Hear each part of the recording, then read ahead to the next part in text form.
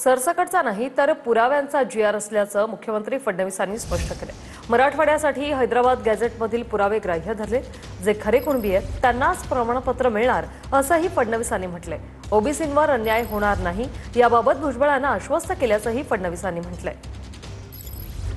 मराठा आरक्षणासाठी दिलेला जीआर सरसकटचा नाही तो पुराव्याचा जीआर असल्याचं मुख्यमंत्र्यांनी स्पष्ट सांगितलंय। मराठवाड्यासाठी हैदराबाद गॅझेटमधील पुरावे ग्राह्य धरले आहेत। जे खरे कुणबी आहेत त्यांनाच प्रमाणपत्र मिळणार असल्याचं मुख्यमंत्री फडणवीस म्हणाले। यावेळी ओबीसींवर अन्याय होणार नाही असं भुजबळांना आश्वस्त केल्याचंही मुख्यमंत्री म्हणाले। छगन भुजबळ साहेब कॅबिनेटमधनं कुठेही निघून गेले नाहीत। छगन भुजबळ साहेबांची माझी चर्चा झालेली आहे। मी त्यांना आश्वस्त केलेलं आहे हा जो काही जीआर आपण काढलेला आहे त्याच्याने ओबीसी समाजावर कुठलाही परिणाम नाही। हा सरसकट जीआर नाही, हा पुराव्याचाच जीआर आहे। मराठवाड्यासाठी हैदराबादचे पुरावे आपण ग्राह्य धरल्याचंही फडणवीसांनी यावेळी सांगितलं। फक्त मराठवाड्यामध्ये इंग्रजांचं राज्य नव्हतं, मराठवाड्यामध्ये निजामाचं राज्य होतं। त्यामुळे इंग्रजांच्या राज्यातले पुरावे हे इतर ठिकाणी मिळतात, मराठवाड्यात मिळत नाही। मराठवाड्यातले पुरावे हे निजामाकडे म्हणजे हैदराबाद गॅझेटमध्ये मिळतात। त्यामुळे तिथले पुरावे जे आहेत ते आपण ग्राह्य धरलेले आहेत। त्यामुळे जे खरे कुणबी आहेत त्या पुराव्यांमध्ये त्यांनाच हे मिळणार आहे। आणि मला असं वाटतं की यातनं एक प्रकारे जे काही खरे हक्कदार आहेत त्यांना मिळणार आहे, पण कोणालाही खोटेपणा करता येणार नाही। जीआर बाबत मंत्री छगन भुजबळांसह इतर ओबीसी नेत्यांच्या मनातील शंका आपण दूर करू असं मुख्यमंत्री फडणवीसांनी म्हटलं।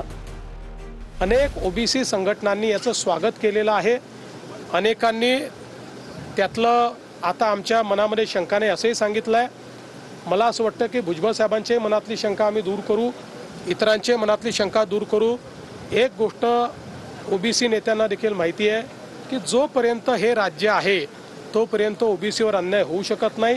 जोपर्यंत हे राज्य आहे तोपर्यंत एका समाजाचं काढून दुसऱ्याला देण्याचा विचार होऊ शकत नाही। आम्ही मराठ्यांचं मराठ्यांना देणार, ओबीसींचं ओबीसींना देणार आणि ज्यांना खरा अधिकार आहे त्यांना ते देणार। कोणाचं काढून कोणाला देणार नाही, दोन समाजाला एकमेकासमोर कधीच आणणार नाही। दरम्यान मुंबईत 5 दिवस मराठा आंदोलक मोठ्या संख्येने होते। यानंतर काही ठिकाणी गुन्हे दाखल झाले आहेत, ते मुंबई हायकोर्टाच्या आदेशावरून दाखल झाले आहेत। त्याच्यावरचा निर्णय मुंबई हायकोर्टाच्या निदर्शनास आणूनच घेतला जाईल असं मुख्यमंत्री फडणवीसांनी स्पष्ट केलं। जे गुन्हे आहेत ते माननीय उच्च न्यायालयाच्या आदेशानुसार दाखल झालेले आहेत। त्यामुळे त्याच्यावर जो काही निर्णय आहे तो उच्च न्यायालयाच्या निदर्शनास आणूनच आम्हाला घ्यावा लागेल। मी सकाळी भुजबळ साहेबांच्या बाबतीत बोललो, ज्येष्ठ नेते आहे। आज राज्यामध्ये ओबीसी समाजाला सुद्धा आरक्षण देताना त्यामुळे मराठा समाजाने पुढाकार घेतलाच ना। सगळ्यांनी मला वाटतं प्रत्येकाने एकामेकाला सहकार्य केलं पाहिजे अशी भावना आहे। आता तुम्ही नंतर मतं व्यक्त करून आपली शंका व्यक्त करायच्या आणि लोकांचा भ्रम निर्माण करायचा हे उचित नाहीच आहे। तरी माझी त्यांना विनंती सगळ्यांना आहे, सोशल मीडियावर काम करणाऱ्या लोकांना किंवा काय, की तुम्ही या ना माझ्याकडे चर्चेला। Any time you can come. मी काही दरवाजे बंद केलेले नाही ना। समाजाच्या मनामध्ये कुठल्या प्रकारची शंका राहू नये हीच भूमिका